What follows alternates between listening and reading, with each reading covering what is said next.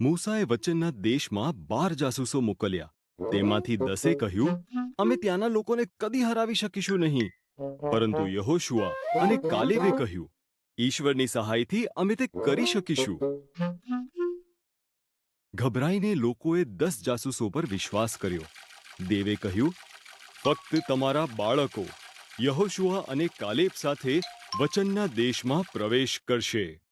તેથી રણમાં 40 વર્ષ પછી તે સમય આવ્યો હતો.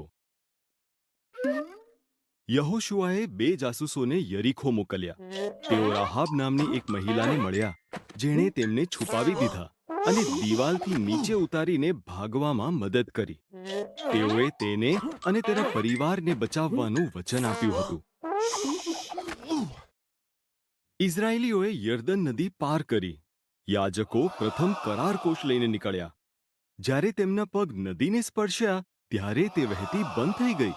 દરેક વ્યક્તિ કોરી ભૂમિ પર ચાલીને ગઈ. ત્યારબાદ યરીખોનો વારો હતો. પ્રભુએ યહોશુઆને કહ્યું, 6 દિવસ સુધી એકવાર યરીખોની આસપાસ કૂચ કરો.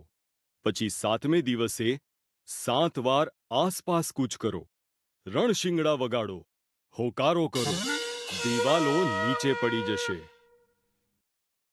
યહોશુઆએ ઈશ્વર પર વિશ્વાસ કર્યો. તેણે યહોવાએ જે કહ્યું તે કર્યું અને દિવાલો નીચે પડી ગઈ. તેઓએ શહેર જીતી લીધું. રાહાબને બચાવી હતી. ઈશ્વરના લોકોએ વચનના દેશ પર કબજો લેવાનું શરૂ કર્યું.